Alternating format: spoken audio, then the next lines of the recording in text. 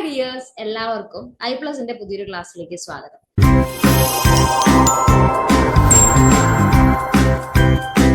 ഇന്നത്തെ വീഡിയോയിൽ നമ്മൾ ചെയ്യാൻ വേണ്ടി പോകുന്നത് നമ്മുടെ 2022 നടന്ന സ്റ്റാറ്റിസ്റ്റിക്കൽ അസിസ്റ്റന്റ് പരീക്ഷയുടെ മാത്സിൽ നിന്ന് വന്നിട്ടുള്ള ക്വസ്റ്റ്യൻസ് ഡിസ്കസ് ചെയ്യുകയാണ്. അപ്പൊ ഏതൊരു എക്സാമിനെ സംബന്ധിച്ചിടത്തോളം അതിലെ PYQ വർക്ക്ഔട്ട് ചെയ്യാന്ന് പറഞ്ഞാൽ വളരെ ഇമ്പോർട്ടന്റ് ആയ കാര്യമാണ്. രണ്ട് രീതിയിലാണ് അത് നമ്മളെ ഹെൽപ്പ് ചെയ്യുക. ഒന്ന്, നമുക്ക് ആ കണ്ടന്റ് തറവാകും. രണ്ടാമത്തെ കാര്യം, എവിടെയാണ് ഏത് ഭാഗമാണ് നമ്മൾ കൂടുതലായി ഫോക്കസ് ചെയ്യേണ്ടത്. അപ്പൊ ഈ കാര്യങ്ങളൊക്കെ അറിയണമെങ്കിൽ നമ്മൾ ഏതൊരു എക്സാമിൻ്റെതും ആണെങ്കിലും ആ കാര്യങ്ങളൊക്കെ അറിയാൻ വേണ്ടി PYQs നമ്മൾ എന്തായാലും എന്ത് ചെയ്യണം, വർക്ക്ഔട്ട് ചെയ്യണം. സോ അതുകൊണ്ട് തന്നെ നമ്മൾ ഇന്നത്തെ ക്ലാസ്സിൽ ചെയ്യാൻ പോകുന്നത് നമ്മുടെ 2022 ക്വസ്റ്റ്യൻ പേപ്പർ എന്ത് ചെയ്യാണ്, ഡിസ്കസ് ചെയ്യാണ്. സോ നമ്മുടെ ആദ്യത്തെ ക്വസ്റ്റ്യനിലേക്ക് കടന്നൂടെ. നമ്മുടെ ഫസ്റ്റത്തെ ക്വസ്റ്റ്യൻ വന്നിരിക്കുന്നത് ഗ്രൂപ്പ് തിയറിയിൽ നിന്നാണ്. ഇതാണ് നമ്മുടെ ചോദ്യം. Number of sub groups of A cyclic group of order 100. നമ്മുടെ അടുത്ത് ഒരു ഗ്രൂപ്പ് ഉണ്ട്, സൈക്ലിക് ഗ്രൂപ്പ് ആണ്. എടുത്ത് പറയുന്നുണ്ട് നമ്മുടെ ഗ്രൂപ്പ് ആരാണ്, സൈക്ലിക് ഗ്രൂപ്പ് ആണ്.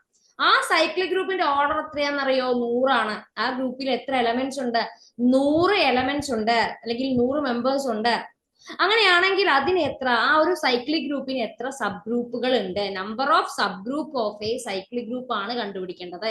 അപ്പൊ ഇത് കാണാൻ വേണ്ടിയിട്ട് ഒരു കാര്യം അറിഞ്ഞാൽ മതി. നോക്കോ, the number of sub groups of A cyclic group of order n order വരുന്ന ഒരു സൈക്ലിക് ഗ്രൂപ്പിന് എത്ര സബ് ഗ്രൂപ്പുകൾ ഉണ്ട് എന്ന് നമുക്ക് കണ്ടുപിടിക്കണം എന്നുണ്ടെങ്കിൽ നമ്മൾ എന്ത് കണ്ടാ മതി എന്നറിയോ, ടോ ഓഫ് n കണ്ടാ മതി. ആരായി ടോ ഓഫ് n? വേറെ ആരുമല്ല, number of divisors of n. എന്നിന് എത്ര ഡിവൈസേഴ്സ് ഉണ്ട്, n എന്ന് പറയുന്ന നമ്പറിന് എത്ര ഡിവൈസേഴ്സ് ഉണ്ടോ അത്രയും എലമെന്റ് അല്ലെങ്കിൽ അത്രയും സബ് ഗ്രൂപ്പ് ആർക്കുണ്ട്, നമ്മുടെ ഗ്രൂപ്പിനുണ്ട്, നമ്മുടെ സൈക്ലിക് ഗ്രൂപ്പിനുണ്ട്. സൈക്ലിക് ഗ്രൂപ്പിന് മാത്രമേ ഈ ഒരു സംഭവം അപ്ലൈ ചെയ്യാൻ പാടുള്ളൂ കേട്ടോ. സൈക്ലിക് ആണെങ്കിൽ മാത്രമേ ഈ ഒരു കാര്യം അപ്ലൈ ചെയ്യാൻ പറ്റുള്ളൂ. അപ്പൊ ഒരു സൈക്ലിക് ഗ്രൂപ്പിന്റെ ഓർഡർ n ആണ് എങ്കിൽ അതിന് എത്ര സബ് ഗ്രൂപ്പ് ഉണ്ടെന്ന് ചോദിച്ചാൽ എന്നിന് എത്ര ഡിവൈസേഴ്സ് ഉണ്ട്, പോസിറ്റീവ് ഡിവൈസേഴ്സ് ഉണ്ട് എന്ന് നോക്കിയാൽ മതി. സെറ്റാണേ. ഓക്കെ, നമുക്ക് കണ്ടുപിടിക്കാം. നമുക്ക് ഇവിടെ വേണ്ടത് ടോ ഓഫ് 100 ആണ്. നമ്മുടെ ഗ്രൂപ്പിന്റെ ഓർഡർ, ഗ്രൂപ്പ് G ആണ്, ഗ്രൂപ്പിന്റെ ഓർഡർ 100 ആണ്. നമ്മുടെ ഗ്രൂപ്പിന്റെ ഓർഡർ 100 ആണ് തന്നിട്ടുണ്ട്. സോ 100 ഓർഡർ വരുന്ന സൈക്ലിക് ഗ്രൂപ്പിന്റെ സബ് ഗ്രൂപ്പുകളുടെ എണ്ണമാണ് വേണ്ടത്. സോ ടോ ഓഫ് 100 ആണ് കണ്ടുപിടിക്കേണ്ടത്. എങ്ങനെയാണ് 100ന് എത്ര ഡിവൈസേഴ്സ് ഉണ്ടെന്ന് കാണുന്നത്? ആദ്യം നമ്മൾ 100നെ പ്രൈം ഫാക്ടറൈസേഷൻ ചെയ്യണം. 100 എടുത്തു വെച്ചു. 100 എനിക്കറിയാം ഇവൻ നമ്പർ ആണ്, 2 കൊണ്ട് ഡിവൈഡ് ചെയ്യാം. 100/2 ആരാ, 50. അഗെയിൻ എനിക്ക് 2 കൊണ്ട് ഡിവൈഡ് ചെയ്യാം. 50/2 25. 25 എനിക്ക് ആരെ കൊണ്ട് ഡിവൈഡ് ചെയ്യാം, 5 കൊണ്ട് ഡിവൈഡ് ചെയ്യാം. 5 കൊണ്ട് ഡിവൈഡ് ചെയ്താൽ 5. ഇനി ആരെ കൊണ്ടെങ്കിലും ഡിവൈഡ് ചെയ്യണമെന്നുണ്ടോ? വേണ്ട, നിർത്താം. ഈ 2 2 5 5 എല്ലാം പ്രൈം നമ്പേഴ്സ് ആണ്. സോ എനിക്ക് 100നെ എങ്ങനെ എഴുതാം പറഞ്ഞോടോ? 100 is equal to 2 into 2. 2 into 2 എന്ന് പറഞ്ഞാൽ 2 സ്ക്വയർ. 5 into 5 എന്ന് പറഞ്ഞാൽ 5 square. So 2 into 2 into 5 into 5 ആണ് 100. അതായത് 2 സ്ക്വയർ into 5 സ്ക്വയർ ആണ് 100. സോ എനിക്ക് 100നെ കിട്ടി. എനിക്ക് ടോ ഓഫ് 100 കാണാൻ വേണ്ടി ഞാൻ എന്താ ചെയ്യേണ്ടതെന്നറിയോ? ഞാൻ ഈ രണ്ട് പ്രൈംസിന്റെ 2ഉം 5ഉം ആണല്ലോ എനിക്ക് കിട്ടിയ പ്രൈം നമ്പേഴ്സ്, അവരുടെ പവേഴ്സിനെ അങ്ങോട്ട് എടുക്കുക. 2ന്റെ പവറും ആരാ, 2 ആണ്. 2 പേരുടെ പവറും 2 ആണ്. ഈ പ്രൈം നമ്പേഴ്സിന്റെ പവറിൽ വന്നിട്ടുള്ള ഈ നമ്പേഴ്സിന്റെ കൂടെ ഒന്ന് ആഡ് ചെയ്യാം. 2ന്റെ പവറിൽ 2, 2ന്റെ കൂടെ ഒന്ന് ആഡ് ചെയ്യുമ്പോൾ 2 + 1 3 എന്ന് വരും. അതേപോലെ 5ന്റെ പവറിലുള്ളതും 2 ആണ്, അതിന്റെ കൂടെയും ഇതേപോലെ 1 ആഡ് ചെയ്യാം. ഓക്കെ, സോ 2 + 1 3, 2 + 1 3, 3 into 3 എടുക്കുക. ആൻസർ ആയി 9. അപ്പൊ ടോ ഓഫ് 100 കാണാൻ എന്ത് ചെയ്യുക, ആദ്യം 100ന്റെ പ്രൈം ഫാക്ടറൈസേഷൻ ചെയ്യുക. അവിടെ നമുക്കിപ്പോ എങ്ങനെ കിട്ടി prime factorisation? 2 square into 5 square. 2ന്റെ പവറിലുള്ള നമ്പർ എടുത്തു, ഒന്ന് കൂട്ടി. 5ന്റെ പവറിലുള്ള നമ്പർ എടുത്തു, ഒന്ന് കൂട്ടി. രണ്ടുപേരെയും കൂടെ പ്രൊഡക്റ്റ് എടുത്തു. അതാണ് നമ്പർ ഓഫ് ഡിവൈസേഴ്സ് ഓഫ് 100. ഇങ്ങനെ നിങ്ങൾക്ക് ഏത് സൈക്ലിക് ഗ്രൂപ്പിന്റെ ഓർഡർ തന്നാലും അതിന്റെ നമ്പർ ഓഫ് സബ് ഗ്രൂപ്പ്സ് കാണാൻ പറ്റും. ഗ്രൂപ്പിന്റെ ഓർഡറിന് പ്രൈം ഫാക്ടറൈസേഷൻ നടത്തിയിട്ട് ഇതുപോലെ എന്ത് ചെയ്യുക, അവരുടെ പ്രൈംസിന്റെ പവറിൽ വരുന്ന നമ്പേഴ്സിന്റെ കൂടെ 1 ആഡ് ചെയ്തിട്ട് അതിന്റെ പ്രൊഡക്റ്റ് എടുക്കുക. അങ്ങനെ എടുത്താൽ നിങ്ങൾക്ക് എന്ത് കിട്ടും, ആ സബ് ഗ്രൂപ്പുകളുടെ എണ്ണം കിട്ടും. ഫസ്റ്റ് ക്വസ്റ്റ്യന്റെ ഉത്തരം റെഡിയാണ്. എന്താണ് ആൻസർ? 9. ക്ലിയർ? 9 ആണ് ഒരു 100 ഓർഡർ ഉള്ള സൈക്ലിക് ഗ്രൂപ്പിന്റെ സബ് ഗ്രൂപ്പുകളുടെ എണ്ണം. സെറ്റ് ആണേ? ക്ലിയർ ആണേ നിങ്ങൾക്ക്? റെഡി?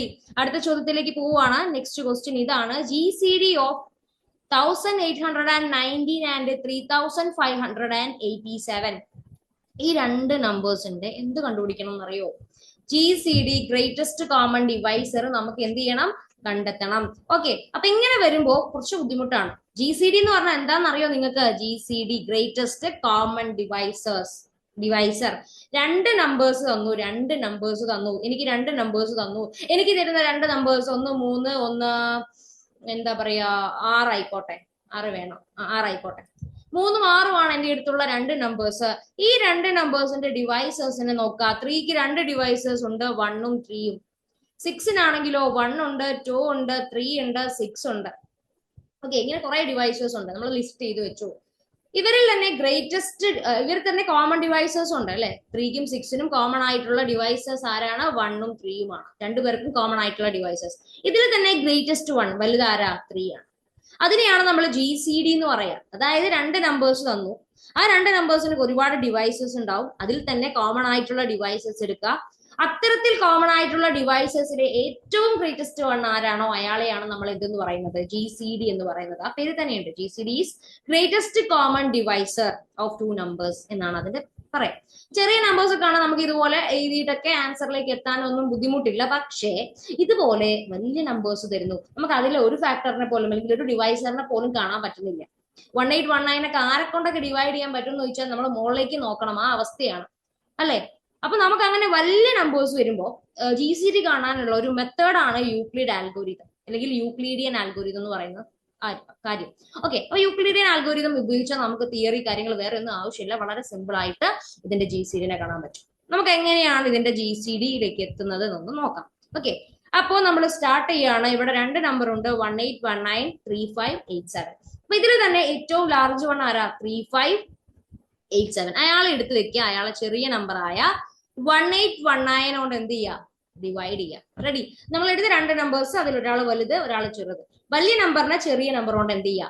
ഡിവൈഡ് ചെയ്യുക. സോ നമുക്കറിയാം 1819 3587 ഒറ്റ തവണയെ പോകുള്ളൂ. 1 × 1819 ഈസ് 1819. ഇത് മൈനസ് ചെയ്യുക. ഇതിന്റെ റിമൈൻഡർ വരിക 1768 ആണ് കേട്ടോ. 1768 ആണ് നമുക്ക് വരുന്ന എന്ത് റിമൈൻഡർ. റെഡി? അപ്പൊ 1768 ആണ് നമുക്ക് ഇവിടെ കിട്ടുന്ന റിമൈൻഡർ. ഇനി രണ്ടാമത്തെ കാര്യം നിങ്ങൾ ചെയ്യേണ്ട കാര്യം, ഇവിടെ നിങ്ങൾക്ക് ഒരു ഡിവൈസർ ഉണ്ട് 1819 ആൻഡ് ഇവിടെ നിങ്ങൾക്ക് ഒരു റിമൈൻഡർ ഉണ്ട് 1768. നിങ്ങൾ ഇപ്പൊ 3587ഉം 1819ഉം വെച്ച് ചെയ്ത സെയിം പ്രൊസീജിയർ ഈ രണ്ട് നമ്പേഴ്സ് വെച്ച് ചെയ്യുക. ഈ ഡിവൈസറും റിമൈൻഡറും വെച്ചിട്ട് ചെയ്യുക. ഡിവൈസർ ആയ 1819 എടുത്തിട്ട് ആരെ കൊണ്ട് ഡിവൈഡ് ചെയ്യുക? 1768 കൊണ്ട് എന്ത് ചെയ്യുക? ഡിവൈഡ് ചെയ്യുക. നമുക്കറിയാം 1 × 1768 1768 ആണ്. ഇവിടെ നമ്മൾ ചെയ്താൽ നമുക്ക് കിട്ടുന്ന റിമൈൻഡർ 51 ആയിരിക്കും. 1819 മൈനസ് 1768 നമുക്ക് എന്താന്ന് കിട്ടും? 51 കിട്ടും. ഇനി നമ്മൾ ഇതേ പ്രൊസീജിയർ ആവർത്തിക്കുകയാണ്. 1768 എടുത്തു, 1768 ബൈ ഇവിടെ കിട്ടിയ നമ്പർ 51. സോ 1768 നമ്മൾ 51 കൊണ്ട് ഡിവൈഡ് ചെയ്യുമ്പോൾ നമുക്ക് 3 × 51 153 എന്ന് വരും. ആൻഡ് ഈ 18 ഇറക്കിയിട്ടു. 6 - 3 3, 7 - 5 നമുക്ക് 2 എന്ന് വരും. ഓക്കെ, ആൻഡ് അഗെയിൻ നമ്മൾ അറിയാം 4 × 51 204 ആണെന്നറിയാം. ആൻഡ് റിമൈൻഡർ 8 - 4 4, 3 ഇറക്കി വിട്ടു. 3 - 0 3 ആണ്. 2 - 2 0. So again 34 എത്തുവാണ്. അഗെയിൻ നമ്മൾ ഇതേ പ്രൊസീജിയർ 51ഉം 34ഉം ഉപയോഗിച്ചിട്ട് ചെയ്യുവാണ്. ഡിവൈസർ ബൈ റിമൈൻഡർ ആ പ്രൊസീജിയറിലാണ് പോവുക കേട്ടോ. 51/34 നമുക്കറിയാം ഒറ്റ തവണയെ പോകുള്ളൂ. 1 × 34 34. ഇതിന്റെ റിമൈൻഡർ നമുക്ക് കണ്ടാൽ കിട്ടുക 17 ആണ്. 17. ഓക്കെ, 17. വീണ്ടും നമ്മൾ എടുത്തു 34 ഡിവൈസർ, റിമൈൻഡർ 17. 34/17 ആരാണ്? 2 × 17 34 ആണ്. റിമൈൻഡർ 0 ആണ്. റിമൈൻഡർ 0 കിട്ടിയോ അവിടെ സ്റ്റോപ്പ് ചെയ്യുക. നിങ്ങൾ ഈ പ്രൊസീജിയർ ഇങ്ങനെ കണ്ടിന്യൂ ചെയ്ത് പോകുമ്പോൾ നിങ്ങൾക്ക് ഒരു പർട്ടിക്കുലർ പോയിന്റിൽ നിങ്ങൾക്ക് എന്ത് ലഭിക്കും? 0 എന്ന് പറഞ്ഞ റിമൈൻഡർ ലഭിക്കും. അങ്ങനെ കിട്ടിക്കഴിഞ്ഞാൽ അവിടെ സ്റ്റോപ്പ് ആവുക. അവിടെ സ്റ്റോപ്പ് ആക്കിയിട്ട് അവിടുത്തെ ഡിവൈസറിനെ അങ്ങോട്ട് എടുക്കുക. അവിടുത്തെ ഡിവൈസർ ആരാണോ അയാളായിരിക്കും GCD of the numbers. First എടുത്ത രണ്ട് നമ്പേഴ്സിന്റെ GCD. ഇവിടെ 0 കിട്ടിയല്ലോ, ഇവിടെ 0 കിട്ടിയല്ലോ. അതിന്റെ കറസ്പോണ്ടിങ് ഡിവൈസർ ആര്? 17 ആണ് ഇവിടെ. അയാളായിരിക്കും GCD. സോ ഓപ്ഷൻ സി ആണ് ഇവിടെ ആൻസർ ആയിട്ട് വരുന്നത്. അപ്പൊ പ്രൊസീജിയർ ഞാൻ ഒന്നും കൂടെ നിങ്ങൾക്ക് വേണമെങ്കിൽ പറഞ്ഞുതരാം. രണ്ട് നമ്പേഴ്സ് വന്നു, ഒരാൾ വലുത്, മറ്റൊരാൾ ചെറുത്. വലിയ നമ്പറിനെ ചെറിയ നമ്പർ കൊണ്ട് ഡിവൈഡ് ചെയ്തു. സോ നമുക്കൊരു റിമൈൻഡർ കിട്ടുന്നു. ആ കിട്ടിയ റിമൈൻഡർ കൊണ്ട് നമ്മുടെ ഡിവൈസർ 1819 ഡിവൈഡ് ചെയ്തു. വീണ്ടും നമുക്കൊരു റിമൈൻഡർ കിട്ടി ആ റിമൈൻഡർ കൊണ്ട് നമ്മുടെ അവിടുത്തെ ഡിവൈസർ 1768 ഡിവൈഡ് ചെയ്തു. അഗെയിൻ നമുക്ക് റിമൈൻഡർ കിട്ടി. അങ്ങനെ റിമൈൻഡർ അവസാനം നമുക്ക് റിമൈൻഡർ എന്ത് കിട്ടി? 0 കിട്ടി. ആ കേസിലെ ഡിവൈസർ ആരാണോ അയാളാണ് നമ്മുടെ ഫസ്റ്റ് ഇനീഷ്യലി എടുത്ത നമ്പേഴ്സിന്റെ GCD. ഇതാണ് യൂക്ലിഡിയൻ ആൽഗോരിതം എന്ന പ്രൊസീജിയർ. ഇത് നമുക്ക് ചെറിയ നമ്പേഴ്സിനും ഒക്കെ അപ്ലൈ ചെയ്യാം കേട്ടോ. അങ്ങനത്തെ ഒരു ബുദ്ധിമുട്ടുള്ള ചെറിയ നമ്പേഴ്സിനും ഒക്കെ നമുക്ക് എന്ത് ചെയ്യാം? അപ്ലൈ ചെയ്യാം. 3 ഉം 6 ഉം വെച്ച് ഞാൻ വേണേൽ കാണിച്ചു തരാം. 3 ഉം 6 ഉം. വലുത് 6 ആണ്, ചെറുത് 3 ആണ്. 6/3 എനിക്കറിയാം. 2 into 3 എന്താണ്? 6 ആണ്. റിമൈൻഡർ 0. തീർന്നു. 0 റിമൈൻഡർ കിട്ടി. സോ ഡിവൈസർ ആരാ? 3. അയാളാണ് GCD. ഇത്രയേ ഉള്ളൂ കേട്ടോ. ഇത്രയേ ഉള്ളൂ. അപ്പൊ അത്രയും സിമ്പിൾ ആയ ഒരു പ്രൊസീജിയർ ആണ്. നിങ്ങൾക്ക് ഡിവൈഡ് ചെയ്യാൻ അറിഞ്ഞാൽ മാത്രം മതി. വേറെ ഒന്നും അറിയണമെന്നില്ല. റെഡി? സെറ്റ് ആണേ? അടുത്ത ചോദ്യത്തിലേക്ക് പോവാം. നെക്സ്റ്റ് ക്വസ്റ്റ്യൻ നമ്പർ തിയറി എന്നുള്ള ചോദ്യം. The linear congruence 15x congruent to 4 modulo 8 has up to modulo 8. Option A, unique solution. Option B, infinite solution. Option C, no solution. And option D, cannot be determined. അപ്പൊ ഈ ഒരു സാധനം ചെയ്യാൻ വേണ്ടിയിട്ട് നിങ്ങൾക്ക് അറിഞ്ഞിരിക്കേണ്ട തിയറി ഇതാണ്. നോക്കിക്കോളൂ. നിങ്ങൾ എഴുതുക ഒരു കോൺഫ്ലുവൻസ് ഉണ്ട്. AX confluent to B modulo N. ഇതാണ് നിങ്ങളുടെ അടുത്തുള്ള കോൺഫ്ലുവൻസ്. ഇത് നിങ്ങളുടെ അടുത്തുള്ള കോൺഫ്ലുവൻസ് ആണ്. അങ്ങനെയാണെങ്കിൽ ആദ്യം നിങ്ങൾ പോയിട്ട് GCD ഓഫ് A, N എടുക്കുക. എയും എന്നും തമ്മിലുള്ള GCD പോയി കണ്ടുപിടിക്കുക. അതിനെ D എന്ന് കൊടുക്കുക. നിങ്ങളുടെ അടുത്തൊരു കോൺഫ്ലുവൻസ് ഉണ്ട്. AX confluent to B modulo N. നിങ്ങൾ എന്തെടുക്കുക? എയുടെയും എന്നിന്റെയും ഗ്രേറ്റസ്റ്റ് കോമൺ ഡിവൈസർ GCD കണ്ടുപിടിക്കുക. അത് D ആണെന്ന് വിചാരിക്കുക. ഒന്നാമത്തെ condition, if D does not divides B. ഈ D GCD ഈ B നെ ഡിവൈഡ് ചെയ്യുന്നില്ല എന്ന് വിചാരിക്കാം. അങ്ങനെയാണെങ്കിൽ നോ സൊല്യൂഷൻ. അങ്ങനെയാണെങ്കിൽ സൊല്യൂഷൻ ഇല്ല. അല്ല, ഇപ്പം ഡിവൈഡ് ചെയ്തു വിചാരിച്ചോ. If D divides B. ഈ D ആരെ ഡിവൈഡ് ചെയ്തു? B യെ ഡിവൈഡ് ചെയ്തു. അങ്ങനെയാണെങ്കിൽ D solutions congruent modulo N. Okay, അപ്പൊ നമ്മൾ ഇത്രയും ആലോചിച്ചാൽ മതി. നമ്മൾ ആദ്യം GCD കണ്ടുപിടിച്ചിട്ട് B നെ കൊണ്ടുപോയി ഡിവൈഡ് ചെയ്യും. ഡിവൈഡ് ചെയ്യാൻ പറ്റുന്നുണ്ട് എങ്കിൽ അത്രയും solution, D number of solutions ആ കോൺഫ്ലുവൻസിന് ഉണ്ടായിരിക്കും.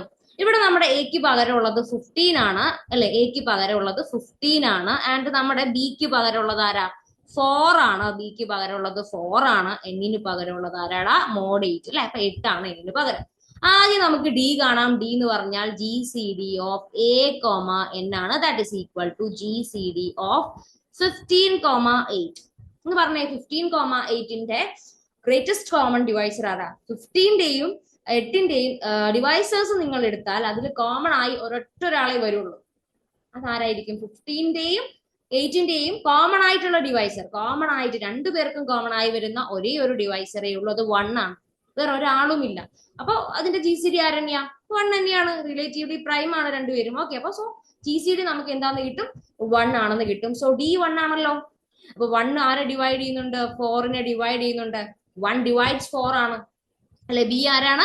4 ആണ്. അപ്പൊ നമുക്ക് കിട്ടിയ GCD B യെ ഡിവൈഡ് ചെയ്തു. B 4 ആണ്. 1 4നെ ഡിവൈഡ് ചെയ്യുന്നു. സോ സൊല്യൂഷൻ എക്സിസ്റ്റ് ചെയ്യുന്നുണ്ട്.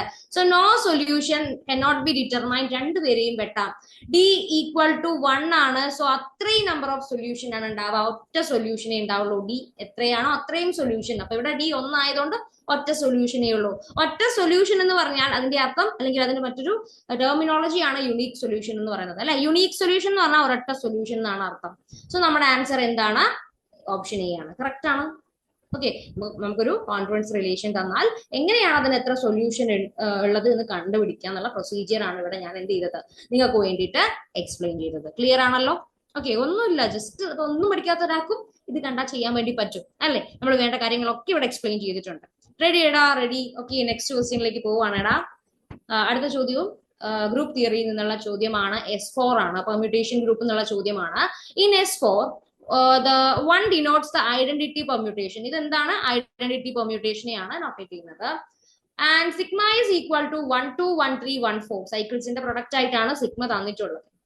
1 2 1 3 1 4 സൈക്കിൾസിന്റെ പ്രൊഡക്റ്റ് ആയിട്ടാണ് സിഗ്മ തന്നിട്ടുള്ളത്. Then which of the following is true? ഇത് തന്നിട്ടുള്ളതിൽ ഏതാണ് ശരിയായിട്ടുള്ളത്? സിഗ്മ സ്ക്വയർ ഐഡന്റിറ്റി ആണ്. സിഗ്മ റൈസ് ടു 4 ഐഡന്റിറ്റി ആണ്. സിഗ്മ ക്യൂബ് ഐഡന്റിറ്റി ആണ്. സിഗ്മ റൈസ് ടു 5 ഐഡന്റിറ്റി ആണ്. ഈ 4 ഓപ്ഷൻസിൽ നമ്മുടെ കറക്റ്റ് ആൻസർ ഏതാണ് എന്ന് കണ്ടുപിടിക്കണം. അപ്പൊ നമ്മുടെ സിഗ്മേനെ ആദ്യം ഇങ്ങോട്ട് എടുക്കുക. ഓക്കെ, 1 2 1 3 1 4. ഓക്കെ, ഇതാണ് നമ്മുടെ ആരെടാ? സിഗ്മ. സിഗ്മേനെ ഞാൻ ഒന്ന് വലുതാക്കി എഴുതാൻ പോവാണ്. സിഗ്മേനെ ഞാൻ വലുതാക്കി എഴുതാൻ പോവാണ്. എനിക്കറിയാം S4 എലമെന്റ് ആണ്. അപ്പം എനിക്ക് 1 2 3 4 എങ്ങനെ എഴുതണം? 1 2 3 4 S4 ആയതുകൊണ്ട് 1 2 3 4 എന്ന് എഴുതണം. ആൻഡ് ഇവിടെ നോക്കൂ 1 2 എന്ന് വെച്ചാൽ എന്താ? ഇയാളെ ഈ സൈക്കിളിൽ എടുക്കാം. 1 2 എന്ന് വെച്ചാൽ 1 2 പോകണം, 2 1 പോകണം. അതാണ് ഉദ്ദേശിക്കുന്നത്. അപ്പൊ ഇവിടെയുള്ള 1 2 പോകുന്നു, 2 എങ്ങോട്ട് പോകുന്നു? 1 പോകുന്നു. ബാക്കി രണ്ടുപേരും ഫിക്സഡ് ആണ്. 3 3 4 4 1 3 തന്നിട്ടുണ്ട്. ഇതേപോലെ 1 2 3 4 ചെയ്ത S4 എലമെന്റ് ആയതുകൊണ്ടാണ് 4 വരെ എഴുതുന്നത്. ഇവിടെ 1 3 3 1 അപ്പൊ നമുക്ക് 1 3 3 1 ബാക്കി രണ്ടുപേരെയും അവരായിട്ട് തന്നെ ഫിക്സ് ചെയ്യാം. മൂന്നാമത്തത് 1 4 എന്ന സൈക്കിളിന് എഴുതാൻ പോവാണ്. 1 2 3 4 1 4 4 1 ബാക്കി രണ്ടുപേരും ഫിക്സഡ്. സോ ഇതിന്റെ പ്രൊഡക്റ്റ് നമുക്കൊന്ന് എടുക്കാം. 1 2 3 4 ഇതിന്റെ പ്രൊഡക്റ്റ് നമ്മൾ എഴുതാൻ പോവാണ്. ഈ 3 സൈക്കിൾസിന്റെ പ്രൊഡക്റ്റ് നമ്മൾ അല്ലെങ്കിൽ പെർമ്യൂട്ടേഷൻസിന്റെ പ്രൊഡക്റ്റ് ആണ് സിഗ്മ. ആ പെർമ്യൂട്ടേഷൻ ആണ് നമ്മൾ കാണാൻ പോകുന്നത്. എങ്ങനെയാണ് ചെയ്യുക? നിങ്ങൾ സ്റ്റാർട്ട് ചെയ്യേണ്ടത് ഈ ഒരു അറ്റത്ത് നിന്നാണ്. ഈ അറ്റത്ത് നിന്ന് വേണം നിങ്ങൾ എന്ത് ചെയ്യാൻ സ്റ്റാർട്ട് ചെയ്യുന്നത്. റൈറ്റ് സൈഡിൽ നിന്ന് വേണം നിങ്ങൾ എന്ത് ചെയ്യാൻ സ്റ്റാർട്ട് ചെയ്യാൻ വേണ്ടിയിട്ട്. ഓക്കെ, അപ്പോ അവിടെ നിങ്ങൾ 1 തുടങ്ങാം. 1 എങ്ങോട്ട് പോകുന്നു? 4 പോകുന്നു. രണ്ടാമതെടുത്ത് വരൂ 4 4 തന്നെ, 4 4 തന്നെ. സോ 1 എങ്ങോട്ട് പോകുന്നു എന്ന് ചോദിച്ചാൽ 4 1 പോകുന്നത്. 1 ഇങ്ങോട്ട് ഇവിടെ 4 വന്നു. ഇനി ഇവിടെ നമ്മൾ 4 എടുക്കണം. 4 4 ഇവിടെ നമ്മൾ 4 പോയി, 4 4 ഓക്കെ, അപ്പൊ 1 4 പോയി എന്ന് കിട്ടി. ഇനി നമ്മൾ ഇതേപോലെ 2 എങ്ങോട്ടാ പോകുന്നതെന്ന് കണ്ടുപിടിക്കാൻ പോവുകയാണ്. അതാ ഫസ്റ്റ് ഇവിടെ തുടങ്ങണം, റൈറ്റ് സൈഡിൽ തുടങ്ങണം. 2 2 പോകുന്നുണ്ട്. അപ്പൊ അടുത്ത പെർമ്യൂട്ടേഷനിൽ നമ്മൾ 2ന്റെ അടുത്തേക്ക് പോകണം. 2 എങ്ങോട്ട് പോകുന്നു? എഗെയിൻ 2 അപ്പൊ ഇവിടെ 2 വന്നതുകൊണ്ട് നമ്മൾ ഇവിടെ പോകേണ്ടത് 2 2 എങ്ങോട്ട് പോകുന്നു? 1 അപ്പൊ നമുക്ക് പറയാം 2 എങ്ങോട്ട് പോകുന്നുണ്ട്? 1 പോകുന്നു. ഇനി നമുക്ക് 3 എങ്ങോട്ട് പോകുന്നു എന്ന് അറിയണം. 3 എങ്ങോട്ടാണ് പോകുന്നത്? 3 സ്റ്റാർട്ട് ചെയ്തു. ഇവിടെ 3 3 പോയി. സോ ഇവിടെ 3 ആയതുകൊണ്ട് ഇവിടെ നമ്മൾ 3 നോക്കേണ്ടത്. 3 1 പോയി, 1 ആണ് ഇവിടെ എത്തിയത്. സോ 1 തുടങ്ങുക. 1 എങ്ങോട്ട് പോകുന്നു? 2 സോ 3 എങ്ങോട്ടാ പോകുന്നത്? 2 പോകുന്നത്. ഇനി എല്ലാവരും പോയല്ലോ. ഇനി ബാക്കി ഒരു നമ്പറേ ഉള്ളൂ. 4 എങ്ങോട്ട് പോകണം? 3 തന്നെ പോകണം. ജസ്റ്റ് ഒന്ന് ചെക്ക് ചെയ്യാം. ഇവിടെ 4 എങ്ങോട്ട് പോകുന്നു? 1 പോകുന്നു. ഇനി ഇവിടെ നമ്മൾ 1 നോക്കണം. 1 3 പോകുന്നു. ഇനി ഇവിടെ നമ്മൾ 3 നോക്കണം. 3 എങ്ങോട്ട് പോകുന്നു? 3 സോ 3 റൈറ്റ് ചെയ്തിട്ടുണ്ട്. സോ ഇതാണ് നമ്മുടെ സിഗ്മ എന്ന് പറയുന്ന പെർമ്യൂട്ടേഷൻ. സോ ഇതിനെ നമുക്കൊന്ന് സൈക്കിൾ ആയിട്ട് എഴുതിയാലോ? ഓക്കെ, സിഗ്മ 1 4 അപ്പൊ 1 4 പോയി. 4 എങ്ങോട്ടാ പോകുന്നത്? ഇവിടെ 4 3 സോ 3 എഴുതാം. 3 എങ്ങോട്ട് പോകുന്നു? 3 2 പോകുന്നു. 3 2 പോകുന്നു. 2 എങ്ങോട്ട് പോകുന്നു? 1 സോ ക്ലോസ് ചെയ്യാം. അപ്പൊ ഇത് 1 4 3 2 എന്ന് പറയുന്ന പെർമ്യൂട്ടേഷൻ ആണ്. സോ ഇതിന്റെ ഓർഡർ എത്രയാ? 4 പേരായിട്ട് കിടക്കുന്ന സൈക്കിൾ അല്ലേ? സോ 1 1 4 3 2 ഇതിന്റെ ഓർഡർ അല്ലെങ്കിൽ ലെങ്ത് എത്രയാന്ന് പറയാം? 4 പറയാം. സോ സിഗ്മ റൈസ്ഡ് 4 ആയിരിക്കും ഐഡന്റിറ്റി. സിഗ്മ റൈസ്ഡ് 4 ആയിരിക്കും എന്ത് ഐഡന്റിറ്റി? ഈ തന്നിട്ടുള്ള സിഗ്മയുടെ ഓർഡർ നമുക്ക് കിട്ടി 4 ആണ്. ഓക്കെ, 1 4 3 2 എന്ന് പറയുന്ന സൈക്കിളിന്റെ ലെങ്ത് വളരെ സിമ്പിൾ ആണ്. 4 പേര് അതിലുള്ളതുകൊണ്ട് തന്നെ 4 സോ സിഗ്മയുടെ പവറിൽ 4 എടുത്താൽ നമുക്ക് എന്ത് കിട്ടും? ഐഡന്റിറ്റി കിട്ടും. ഇതാണ് നമ്മുടെ ആൻസർ. ക്ലിയർ ആണോ? ഇത് നമ്മുടെ പെർമ്യൂട്ടേഷൻ ഗ്രൂപ്പിൽ നിന്ന് വരുന്ന ഒരു ക്വസ്റ്റ്യൻ ആണ്. റെഡി ആണോ? ഓക്കെ, അടുത്ത ക്വസ്റ്റ്യനിലേക്ക് പോവാണേടാ. ഓക്കെ, നെക്സ്റ്റ് ക്വസ്റ്റ്യൻ നോക്കൂ. നമ്മുടെ ലീനിയർ ആൾജിബ്രയിൽ നിന്ന് വരുന്ന ക്വസ്റ്റ്യൻ ആണ്. ലീനിയർ ട്രാൻസ്ഫോർമേഷന്റെ ക്വസ്റ്റ്യൻ ആണ്. വളരെ ഇമ്പോർട്ടന്റ് ആയ ക്വസ്റ്റ്യൻ ആണ് കേട്ടോ. ഒരുവിധം എക്സാമുകൾക്കൊക്കെ കാണുന്ന ഒരു ടൈപ്പ് ക്വസ്റ്റ്യൻ ആണ്. T from R3 to R3 be a linear transformation. T എന്ന് പറയുന്നത് R3 നിന്നും R3 ഡിഫൈൻ ചെയ്തിട്ടുള്ള ഒരു ലീനിയർ ട്രാൻസ്ഫോർമേഷൻ ആണ്. And defined by T of x, y, z is equal to x plus y, x minus y, x. ഇതാണ് നമ്മുടെ linear ട്രാൻസ്ഫോർമേഷന്റെ definition. നമുക്ക് ഇതിന്റെ റാങ്ക് വേണം. ഇതിന്റെ റാങ്ക് കണ്ടുപിടിക്കണം. എങ്ങനെ ഇതിന്റെ റാങ്ക് കണ്ടെത്താം? അപ്പൊ ആദ്യം നമ്മൾ ചെയ്യേണ്ടത് ഈ തന്നിട്ടുള്ള ലീനിയർ ട്രാൻസ്ഫോർമേഷന് കറസ്പോണ്ടിങ് ആയിട്ടുള്ള മെട്രിക്സ് എഴുതുക എന്നുള്ളതാണ്. അപ്പൊ അതിനു വേണ്ടി നമുക്കറിയാം നമ്മുടെ ആള് R3 നിന്നും R3 പോകുന്നത്. ലീനിയർ ട്രാൻസ്ഫോർമേഷൻ പോകുന്നത് R3 നിന്നും R3. സോ R3യുടെ ഡയമെൻഷൻ 3 ആണ്. R3യുടെ ഡയമെൻഷൻ 3 ആണ്. സോ നമുക്ക് കിട്ടുന്ന മെട്രിക്സിന്റെ ഓർഡർ 3/3 ആയിരിക്കും എന്ന് മനസ്സിലാക്കാം. നമുക്ക് കിട്ടുന്ന മെട്രിക്സിന്റെ ഓർഡർ 3. ഫസ്റ്റ് ഇവിടെ എടുക്കുക. 3/3 രണ്ടും 3 ആയതുകൊണ്ട് 3/3 ഓർഡറിലുള്ള ഒരു മെട്രിക്സ് ആണ് നമുക്ക് ലഭിക്കുക. സോ ആ മെട്രിക്സിലെ ഓരോ എൻട്രീസും നമുക്ക് വേണം. അപ്പൊ R3യിലെ സ്റ്റാൻഡേർഡ് ബേസിസ് എടുക്കാം. നമുക്കറിയാം R3യുടെ സ്റ്റാൻഡേർഡ് ബേസിസ് ആരാണ്? 1 0 0 0 1 0 0 0 1. R3യിലെ ഏത് എലമെന്റിനെയും നമുക്ക് ഈ 3 പേരുടെ ലീനിയർ കോമ്പിനേഷൻ ആയിട്ട് എഴുതാൻ പറ്റുന്നുണ്ട്. സോ അവിടെ നമ്മൾ എന്തായിട്ട് എടുക്കുന്നു? സ്റ്റാൻഡേർഡ് ബേസിസ് ആയിട്ട് എടുക്കും. സോ നമ്മൾ ആദ്യമായി ചെയ്യാൻ പോകുന്നത് T of 1 0 0 ആണ്. T of 1 0 0 എന്ന് പറഞ്ഞാൽ T of X Y Z നമുക്കറിയാം എക്സ് പ്ലസ് വൈ, ഇതുമാണ് T of X Y Z എന്ന് പറഞ്ഞാൽ X plus Y comma X minus Y comma X, ഇതാണ് നമ്മുടെ T of X Y Z. അപ്പൊ നമ്മൾ അവിടെ 1 0 0 സബ്സ്റ്റിറ്റ്യൂട്ട് ചെയ്യും. അതായത് എക്സിന് 1 വൈക്ക് 0 സെഡിന് 0 നമ്മൾ സബ്സ്റ്റിറ്റ്യൂട്ട് ചെയ്യും. നമുക്ക് എന്ത് കിട്ടുന്നു നോക്കാം. എക്സിന് 1 അപ്പൊ 1 പ്ലസ് വൈ 0 ആണ്, കൊമ 1 മൈനസ് 0 കൊമ 1 എന്ന് വരും അല്ലെ. എക്സിന് 1 വൈക്ക് 0 ആൻഡ് സെഡിന് 0. നമുക്ക് എന്ത് കിട്ടുവാണ് 1 1 1. ഈ കിട്ടിയ 1 1 1 ആരുടെ ഇമേജ് ആണ് 1 0 0യുടെ ഇമേജ് ആണ്. അയാളെ ഫസ്റ്റ് റോയിൽ പ്ലേസ് ചെയ്യുക. 1 1 1 റോലല്ല കോളത്തിൽ, ഫസ്റ്റ് കോളത്തിൽ കൊണ്ടുപോയിട്ട് ആ കിട്ടിയ ആളെ നമ്മൾ എന്ത് ചെയ്യുന്നു പ്ലേസ് ചെയ്യുന്നു. രണ്ടാമത്തെ ആളെ എടുക്കുക 0 1 0 ടി ഓഫ് 0 1 0. ഇവിടെ എക്സ് 0 ആണ്, വൈ 1 ആണ്, സെഡ് 0 ആണ്. കൊണ്ടുപോയിട്ട് ഇതിൽ കൊടുക്കുക T of X Y സെഡിൽ.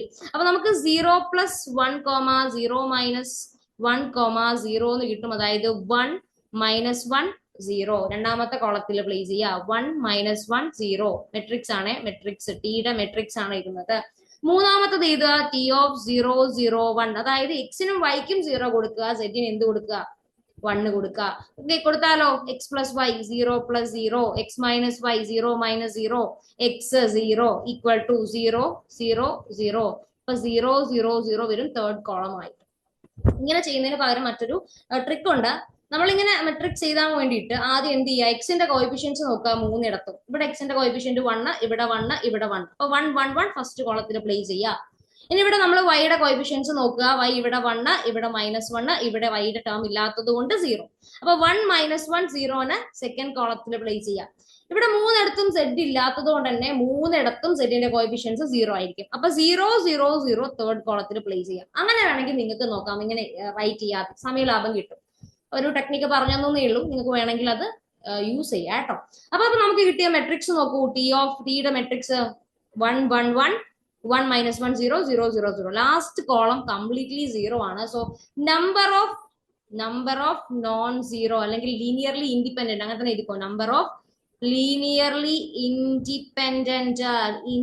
Independent columns എത്രയേ ഉള്ളൂ, 2 പേരേ ഉള്ളൂ. 2 ലീനിയർലി ഇൻഡിപെൻഡന്റ് കോളങ്ങളേ ഉള്ളൂ. അതുകൊണ്ട് ഈ മെട്രിക്സിന്റെ റാങ്ക് 2 ആണ്. 2 ലീനിയർലി ഇൻഡിപെൻഡന്റ് കോളം ആണ്. അതുകൊണ്ട് റാങ്ക് എത്രയാണ്, ഈ മെട്രിക്സിന്റെ റാങ്ക് 2 ആണ്. ആ റാങ്ക് തന്നെയായിരിക്കും നമ്മുടെ ലീനിയർ ട്രാൻസ്ഫോർമേഷന്റെയും ആ റാങ്ക്. സോ റാങ്ക് ഈസ് 2 എന്ന് പറയാം. അപ്പൊ നമ്മൾ ഇങ്ങനത്തെ ഒരു ലീനിയർ ട്രാൻസ്ഫോർമേഷൻ തന്നാൽ ആദ്യം നമ്മൾ ആ മെട്രിക്സ് ഉണ്ടാക്കിയെടുക്കുക സ്റ്റാൻഡേർഡ് ബേസിസിൽ. അങ്ങനെ ഉണ്ടാക്കിയെടുത്തതിന് ശേഷം ആ മെട്രിക്സിന്റെ റാങ്ക് നോക്കുക. Number of linearly independent rose നോക്കുക. അവിടെ ഒരു റോ കംപ്ലീറ്റ്ലി 0 ആണ്. ബാക്കി 2 റോസും മൾട്ടിപ്പിൾ ഓഫ് സംതിങ് അങ്ങനെയൊന്നും ആയി നിൽക്കുന്നില്ല, ഇൻഡിപെൻഡന്റ് ആയിട്ട് തന്നെ നിൽക്കുന്നുണ്ട്. അപ്പൊ 2 പേരാണ് ഇൻഡിപെൻഡന്റ് ആയിട്ടുള്ള റോസ് അല്ല കോളങ്ങൾ. അതുകൊണ്ട് തന്നെ നമുക്ക് പറയാം ഇവിടെ 2 എണ്ണം എന്ത് 2 പേരാണ് ഉള്ളത് എന്ന് നമുക്ക് പറയാം. 2 ആണ് ഇവിടുത്തെ റാങ്ക്. സോ ലീനിയർ ട്രാൻസ്ഫോർമേഷന്റെയും റാങ്ക് 2 തന്നെ വരും. ഓക്കെ, ഈ അടുത്ത ചോദ്യം നമുക്ക് എന്ത് ചെയ്യാം, അടുത്ത വീഡിയോയില് ഡിസ്കസ് ചെയ്യാം. വാല്യൂ ഓഫ് ദ ഡിറ്റർമിനന്റ് ആണ് ഈ മെട്രിക്സിന്റെ. സോ അത് നമുക്ക് അടുത്ത വീഡിയോയില് ഡിസ്കസ് ചെയ്യാം. Okay, by.